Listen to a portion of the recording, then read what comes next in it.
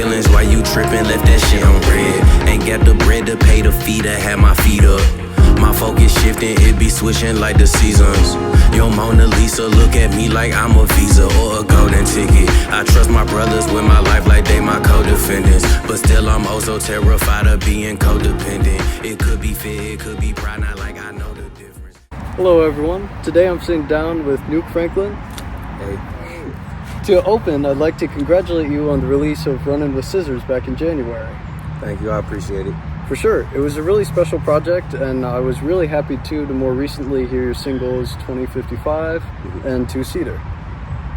Yeah, 2055 is special. Yeah. That's yeah. I'm glad that's out finally. I can talk about it now, so that's tight. I'm glad too. So how are you doing today? I am good. I'm in a good space. I really can't complain. I can't complain. I am getting some ice cream after this because it's hot. That's a win. I'm pretty good, man. How are you? I'm doing pretty well. So, Runnin' with Scissors opens with the song One Way Street, where you look at your basic desires at the ages of 16 and 21. How do you feel your perspective has evolved since then? Not much shit. Like, can I cuss? Yeah. Okay, tight. All right. But that's like the funny thing about the song. It's kind of just like, it's the same thing. It's the same like fundamental values in my head, like that kind of shape my world. Like vices, basically. It's just like the same three vices: girls, weed, music. You know. So it was kind of like poking fun at it, but kind of looking at it from a wider point of view or something like that. Do you feel like any of those views have changed since that point? Definitely.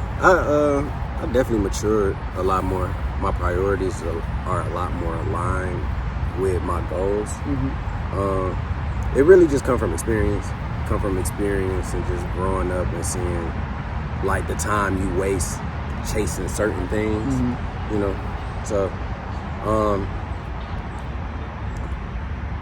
I don't smoke as much, so that's definitely one.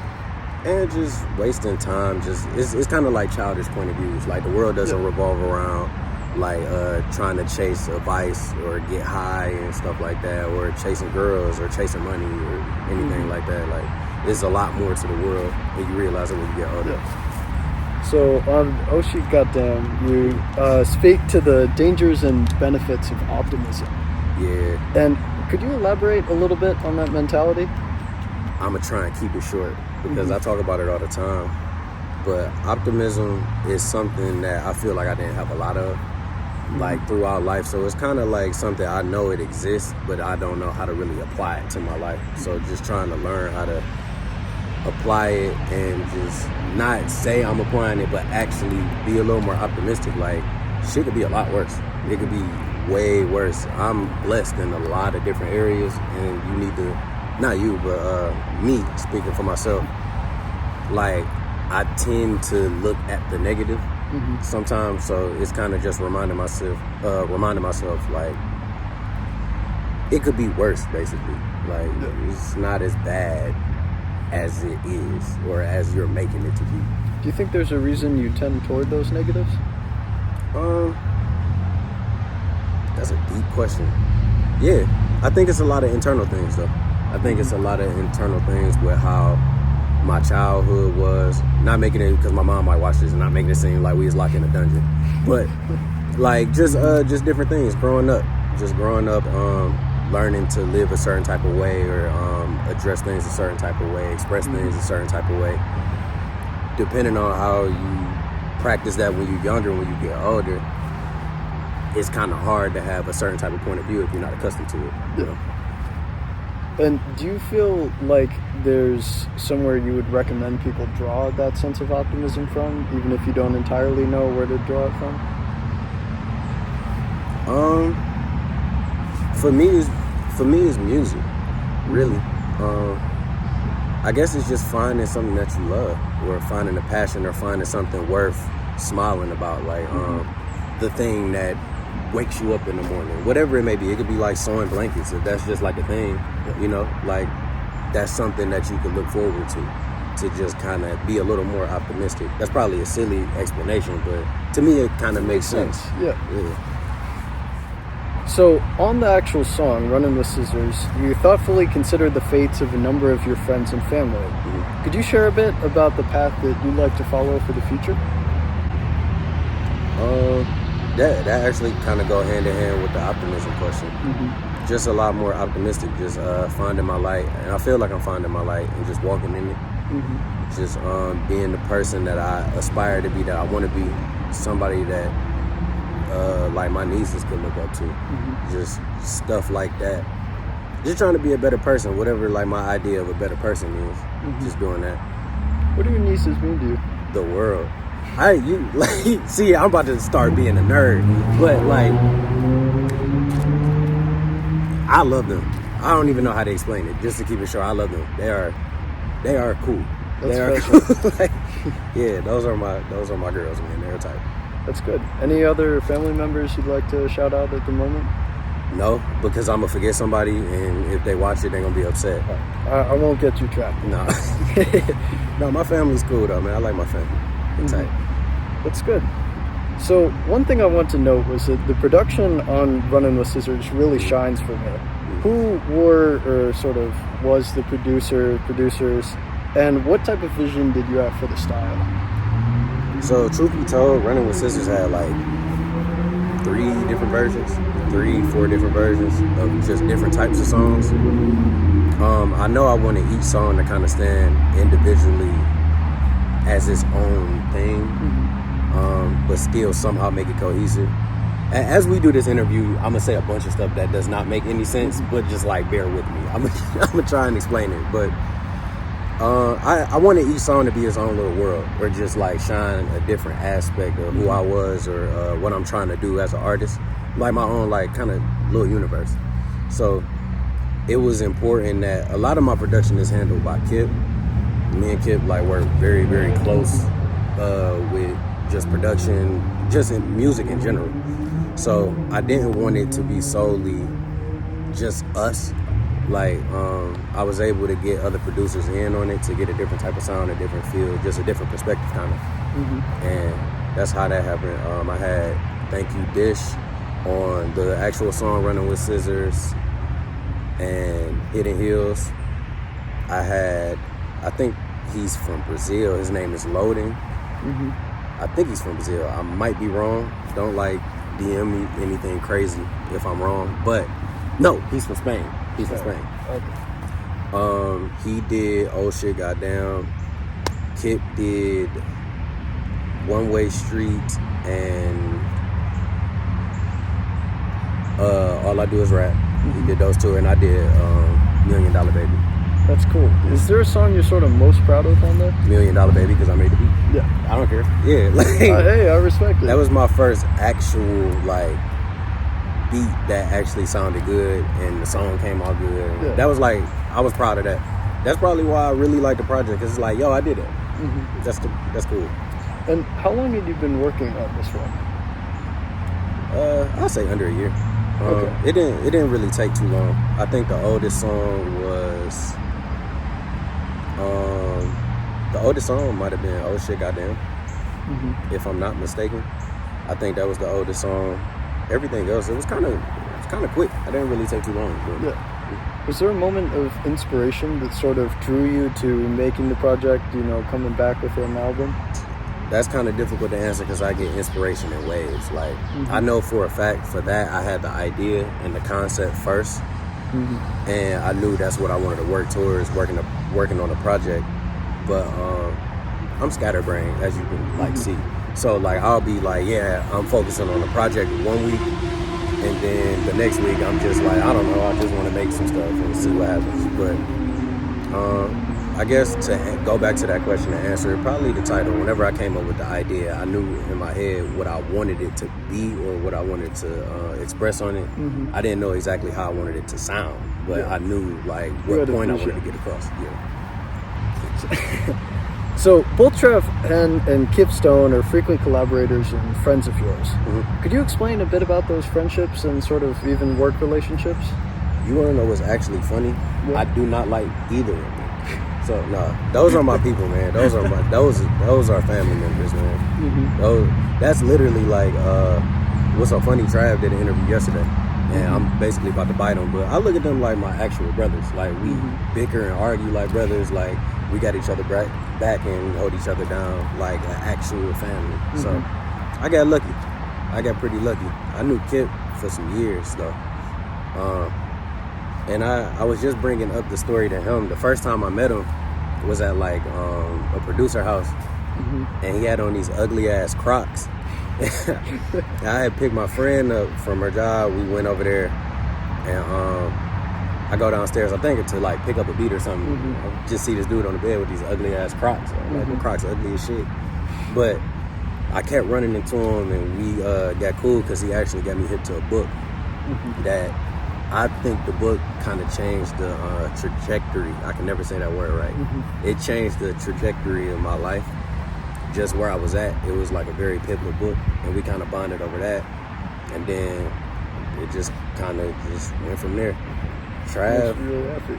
Yeah, it's super random, but not to be long-winded, but I actually got a homie named Royce that for years before I actually met Kid, he was trying to get me to meet Kid because he stayed close. He had a friend that stayed next door that was really close with Kid.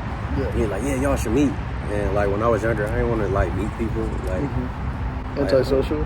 Yeah, very. Yeah. Like I don't. Who the fuck is he? I don't want to meet him. Why? But that's a common thread with these interviews, bro. Cause I don't like. Yeah, I'm weird, man. I like talking, but I don't like talking. Like I ain't really want to meet people. Yeah. Especially at a younger age. I'm a way lighter person now. Yeah. So. So how'd you meet Trav? What's funny is I met Trav on a trip to New York for the first time. He was best friends with this guy named Swoop, and Swoop and Curse were planning to go to New York with a couple other mutual friends. And I only knew Curse and Swoop.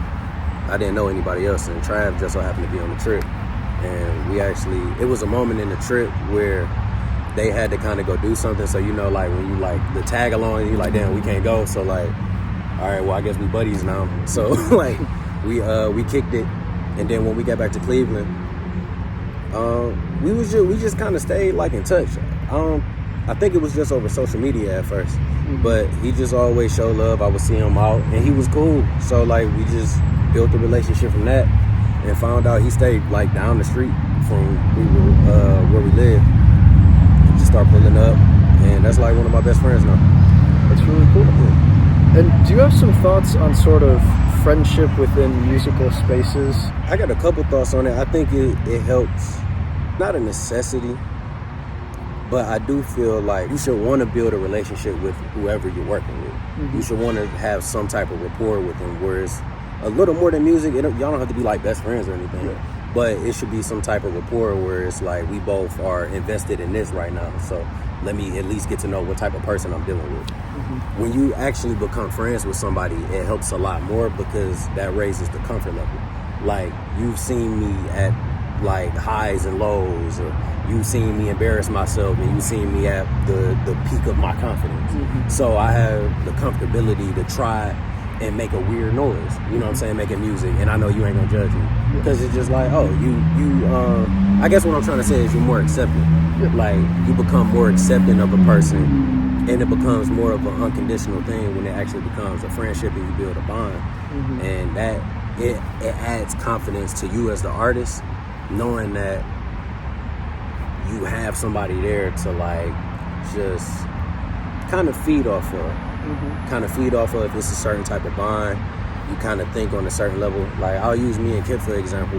Me and Kip, we think we think similar, like with a lot of music.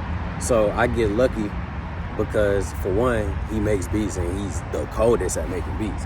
So it's like I can get my ideas off, and I don't have to be kind of timid on like, hey, do you think you could try it? Like, no, I could just be like, you already know what my character's like, so I could talk to you a certain type of way. Like, I could say, yeah, it gotta sound like the thunder is coming out the ground, and then he just be like, all right, sure. Like, somebody else probably wouldn't know that because you're not my friend. You don't really have that rapport with me. You click. Yeah, like, we just understand each other. Like, and it just, I don't know, it just adds a little confidence boost. Do you have a favorite beat you think he's produced in general, or for you? For me? Yeah. Yeah.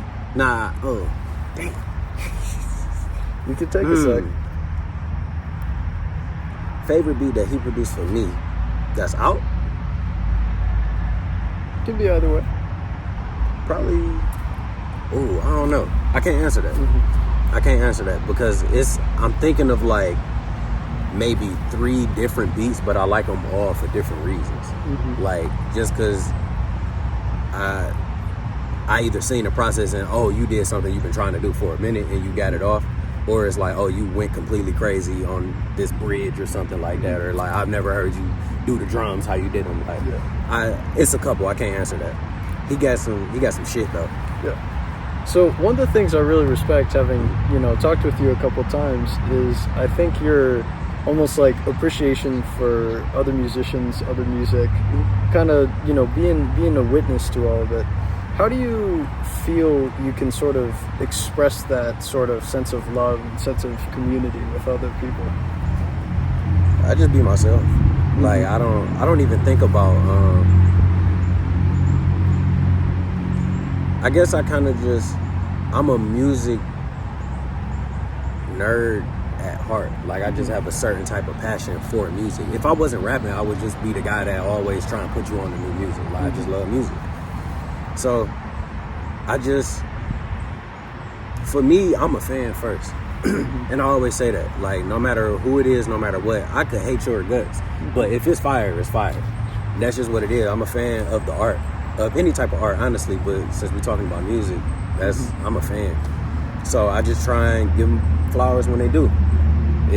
And we put a lot into art, period. Whether you draw, you paint, make music, whatever, like we put a lot into art.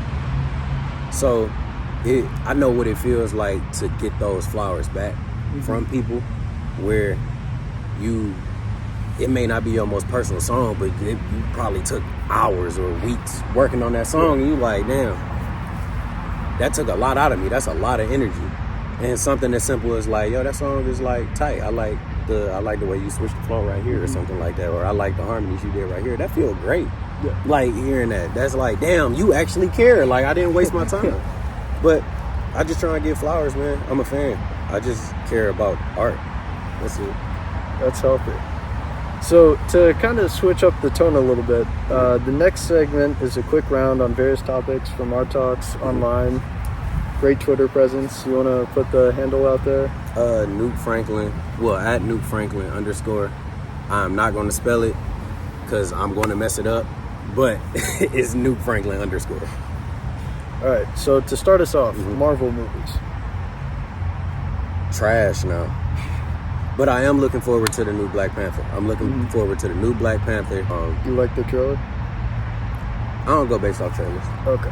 Well, that's a lie. Everybody go based off trailers. Don't let me lie to you like that. But I'm more interested to see how they're going to spin Chadwick Boseman character not being present. I want to see how they're going to set that up. I'm excited for that, and I do want to see the new Ant-Man. But I seen Thor. I ain't like it. I ain't like Thor at all. I hate it. I hated it. I hated it. I didn't like it at all. I just want to see what they're going to do now that the Avengers are gone, like the original set, because right now it kind of look like they just throwing stuff up to see what's good. I can empathize with that. All right, next one. So we've talked about this a couple times, but we got to get it out there publicly. How do you feel about Bob Evans? I hate Bob Evans. Bob Evans is disgusting. Nobody wants dry ass biscuits for breakfast unless you like 75. I don't like Bob Evans. They food tastes like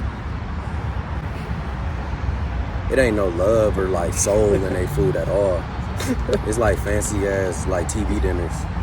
It just feels hollow. Like there's no joy in it at all. You can't be happy. You ever seen anybody happy at Bob Evans?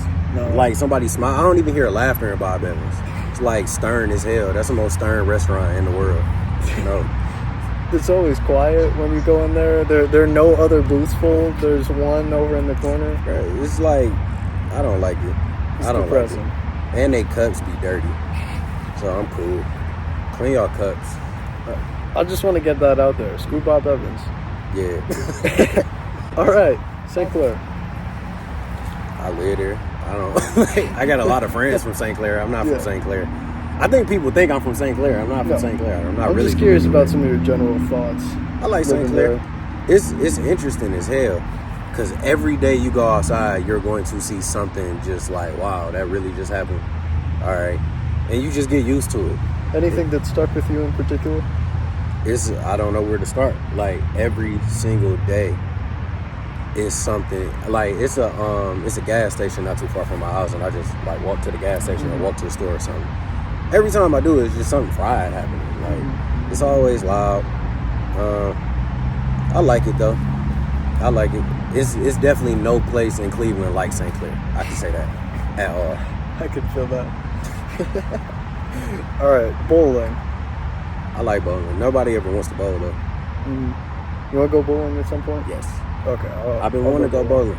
Swoop been ducking going bowling, but he talk about he like 5-time world champion for baby bowling or something. 300? Like, I don't know what that means. Like I just want to bowl.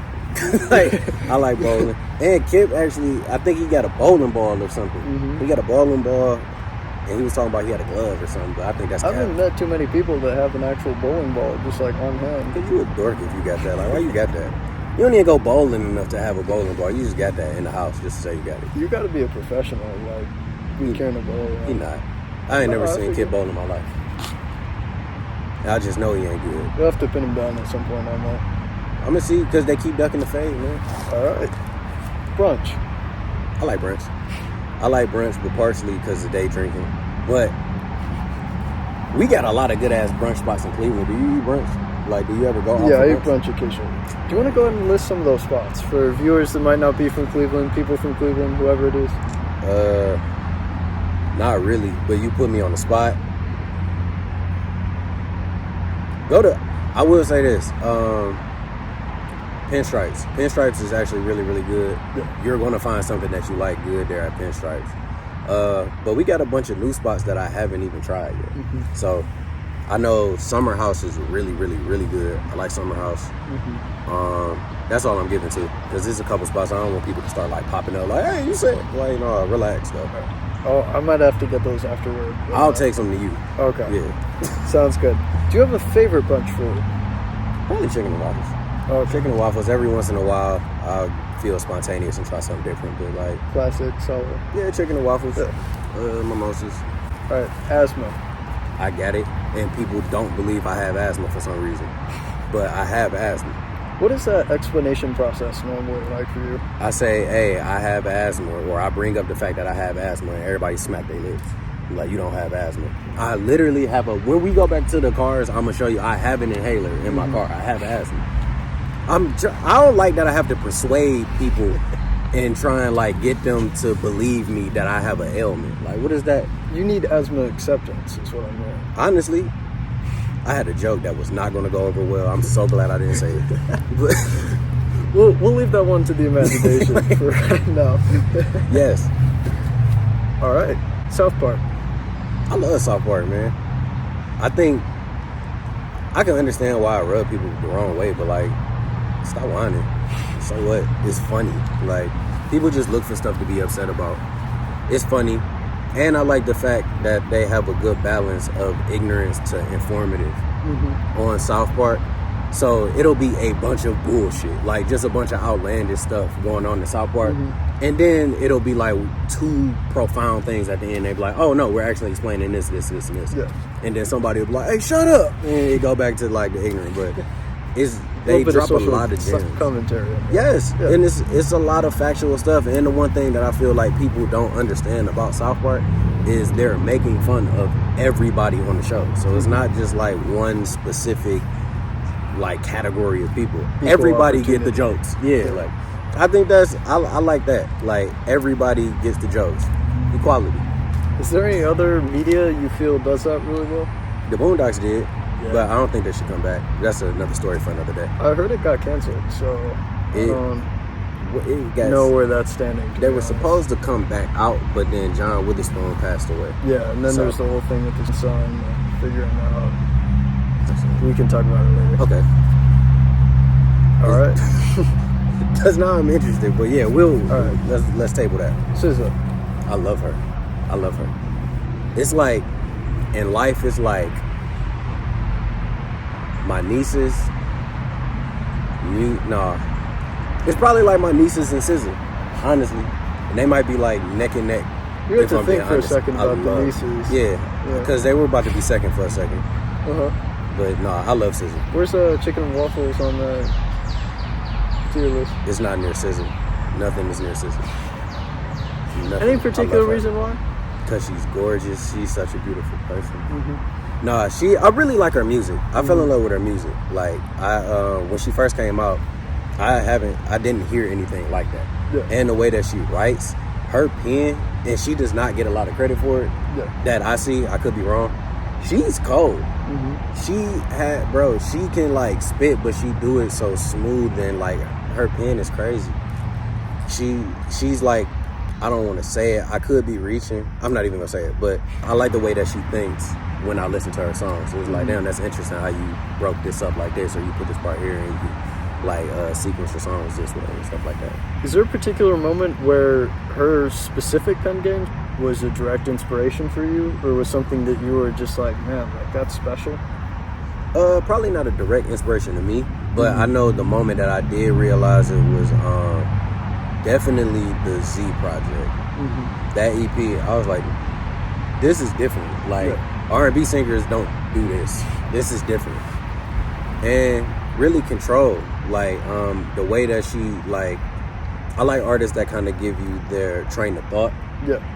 Like if you can keep me following your train of thoughts, and you do it in a way that she breaks up her cadences, but you can still, like, you still kind of hanging on to it, I think that's very, very special and unique. It's like an open book of sorts. Yeah. Are there some other artists you feel do that really well? As far as just keep you invested, and you like the way they kind of think. Kendrick for sure. Yeah. Schoolboy Q, because I don't understand how his ear works, and I want to understand how his ear works, because he hears pockets that, like, how do you even? I don't get it, but it's tight. Yeah.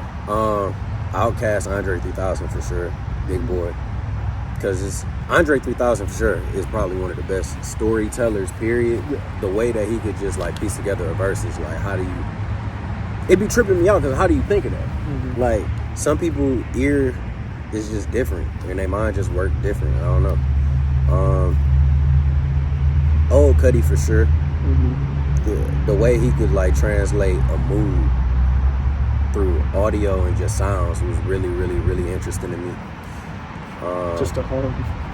Yeah, literally, but it's like it's like a mood, you can feel it. Yeah. Like that was like a big thing for me. Tyler. But I look at Tyler from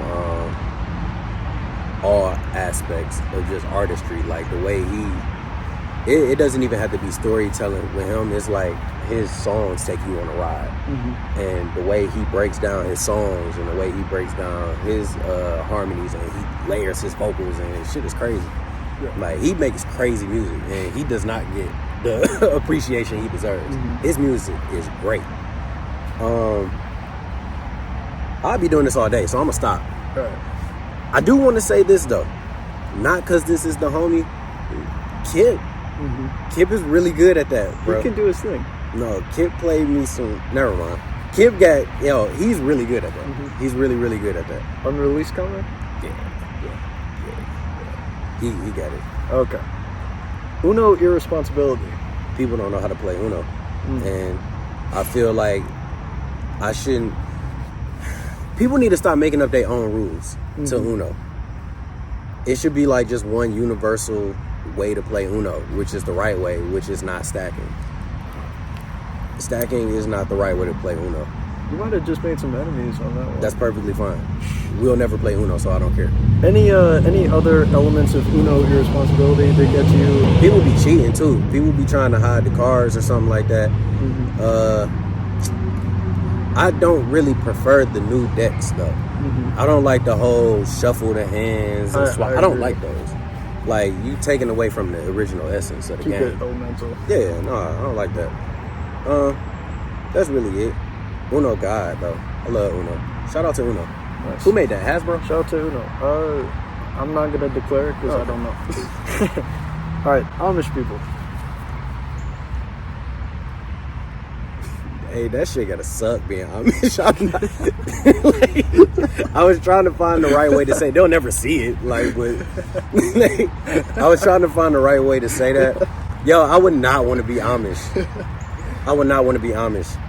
No, have you ever like been in the Amish country? Yeah, I've been down there. In your car? Yeah. You ever got stuck behind like a horse?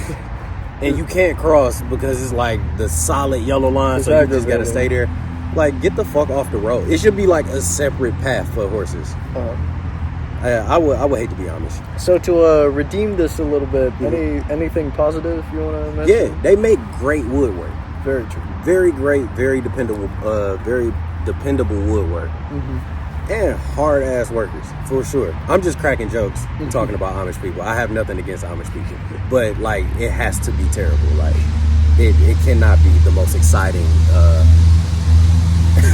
Stop the clock at 1840 type thing. Yeah, nah, I can't. Best of luck to y'all. Okay, tacos. I like tacos. Okay. They're probably up there with wings for me. I didn't realize I like tacos so much until about like 2 years ago. But I always kind of am down for a taco. Very dependable. Yeah, you can't really mess up a taco that much. Yeah. You can, but like, it's hard. You got to go out your way to fuck a taco up. Are there any foods you feel like people make incorrectly in general? I'm going to have to think about that because it's subjective. I don't know. I mean, I'm just asking from subjective perspective. I know some people that put ketchup on salmon croquette, and I think that's disgusting. That's nasty, and it's not supposed to be on there. That is off the top of my head. That's a little hurtful, for sure. You put ketchup? No, I'm saying, like, it's a little hurtful to be engaging in activities like that. Yeah, that's nasty. And corn shouldn't be creamy. Okay. I don't feel like corn should be creamy. But that's all I can think of right now. Oh, what was it? Damn, I just had one. Yo, start taking the shrimp tails out of the Alfredo. It's stupid. Like, it shouldn't be shrimp tails while I'm eating noodles. That's dumb. Other than that, okay, now I'm done. All right. So, if you were to rank your like top 3 foods, what are you taking? Wings, low-key salmon patties. I was trying to fight that for a long time. You reach acceptance? Yeah, I'm here, man. I'm just, you know what I'm saying, I'm embracing it. Definitely wings, salmon patties, and having like a blank right now, I'm gonna say spaghetti. I don't know. No, I like omelets. I do like omelets. I like omelets a lot. What do you normally put in an omelet? Spinach. If I'm feeling frisky, maybe diced tomatoes. Not too often. Mushrooms. Did get hip to feta cheese in the omelets not too long ago. I'm rocking with it. I be making veggie omelets though. I don't really use like ham or anything. Yeah, nah. I don't really eat pork. So like, and chicken, I don't feel like chicken belongs in the omelet. I just feel like that's wrong. I think I would agree. Yeah. All right. So, do you have a top favorite 3 spots you would recommend people visit if they're coming to Cleveland or in Cleveland? Just places that are special to you. A Metro Park. It depends on which one, but maybe a Metro Park. You got a favorite one? I don't really have a favorite one. I go farther out though. Yeah. Like, it's not it wouldn't be Cleveland. But I would definitely say maybe try a Metro Park. Metro Park is cool. I don't do any of the things that I guess we should recommend people to do. I don't do nothing. I'll be at like the lake. Like, hey, the lake's good pick. As long as you're not like too far in there, you know. If you got the bread, go to a Cavs game. We about to be raw. We about to be really good. Yes, sir. What do we even have here? What's up? That's part of why I'm asking, to be honest. It's terrible. I am not the guy to ask. Yeah, because it's working like on that bucket list. Bro, Cleveland is a city of alcoholics. If you're not about to go out and just get drunk, it's not really that much for you to do. It's a couple things, maybe, but like, what you gonna do? Go to the aquarium? Dog, come on now. The aquarium's kind of depressing. That aquarium sucks. That shit look like Petco. Like, it's small, it's weak. My grandma used to take me to Petco. Because she should, like, save the money. Like, I think it's like some $20 gas. to get in there, 20, 25. No. You lost your mind. I really just be going to like the lake. I really don't do too much. I'm not a big club though, so I can't really. I would recommend Rebar. Rebar is my favorite spot to go. Sounds pretty good. I am obviously not the fun kick it friend, so like. So, what should people look out for that you have coming on the way, or you just want people to generally know about? Well, for the rest of the year, we just doing singles. It's no project. Not doing it. Next year, though, I have one that is partially finished. I'm debating the name for it. It'll probably be like 4, maybe 5 tracks if I'm feeling frisky. That'll probably be top of the year.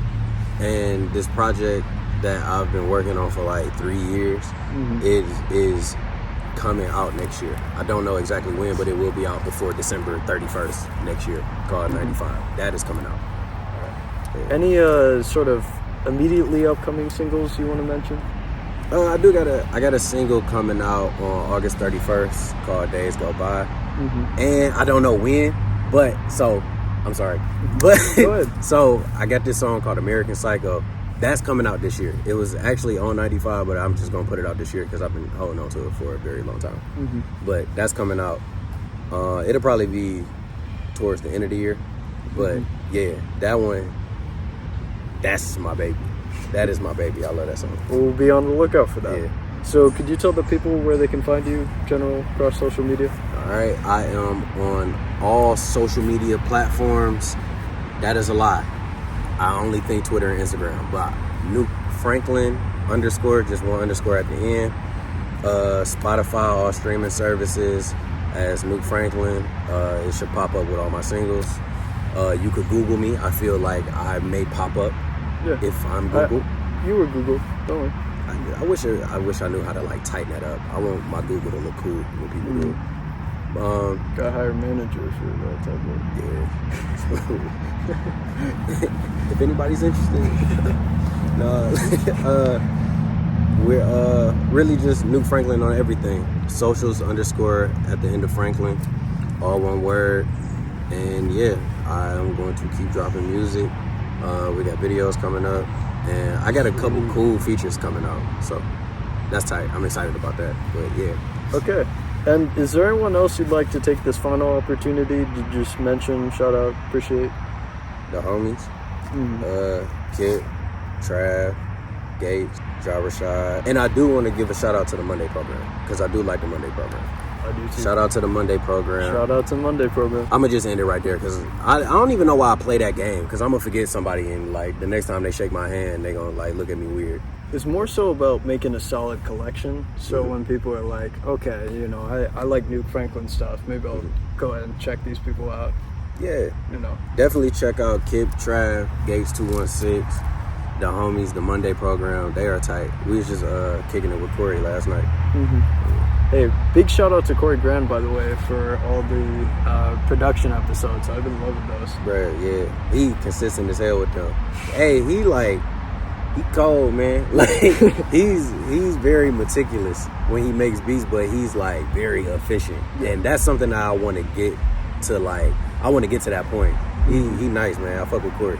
Fuck with Walker, Stanley. I like Monday program. Sweet. Okay, so that'll wrap everything for now. Yes, Thank you. Thank you for having me. I appreciate it. Have a good day. Midwest, baby, I'm everything that you made me. I think they hate me because they can't duplicate me. I put my plans inside my hand, I'm jumping off the ledge.